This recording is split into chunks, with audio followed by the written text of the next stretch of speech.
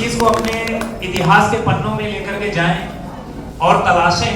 तो आपको ये मिलेगा कि कई सारे हमारे समाज की ही कई सारी ऐसी विभूतियां हैं जिन्होंने अपना स्थान ऐसी जगह पर बनाया, ऐसे ऐसे कीर्तिमान रचे, कई जगह पर बिल्कुल उच्च शिखर पर विराजमान हुए, लेकिन एक गलती उन्होंने की कि अपने समाज के लोगों का हाथ पकड़ करके उन्होंने आगे नहीं बढ़ा। अन्य समाज के लोगों को तो उनकी टीम में शामिल हो जाने के लिए, उनके बीच में शामिल हो जाने के लिए उन्होंने अपनों का हाथ छोड़ा है। ये हमारे समाज का इतिहास है। हो सकता है आप इसे कहें कि मैं गलत कहूं, लेकिन ये कड़वा सच है जिसे आपको स्वीकार करना पड़ेगा। आज आवश्यकता है कि जहां पर मैं हूं, जहां पर आप हैं, अगर आपको लगता है कि अपने समाज के किसी एक व्यक्ति का सहारा बन करके, उसका हाथ पकड़ करके अगर आप आगे ले जा सकते हैं, तो आपके मन में वो कोताही नहीं होनी चाहिए।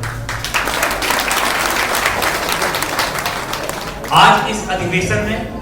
मैं आपसे यही आग्रह करूंगा, भगवान विश्वकर्मा हमारे समक्ष विराजमान है, मैं यही अनुरोध और आग्रह आपसे करूंगा कि आज जब यहाँ से निकलिएगा तो जो जिस रूप में है, चाहे वो किसी व्यवसाय के रूप में एक आम आदमी की मदद कर रहा हो, चाहे वो किसी नौकरी में कहीं पर वो अपने आप को स्थापित करके किसी की सेवा कर रहा है, आप ये जरूर देखिएगा कि कहीं किसी समाज का कोई व्यक्ति अगर मुझे मिल गया है और उसकी कोई आवश्यकता है तो वो हमारी प्रायोरिटी होनी चाहिए, जैसे कि अन्य समाज के लोग करते हैं। लेकिन ये बड़ा खेद का विषय है कि शायद पता नहीं क्यों अपने ही समाज के लोगों को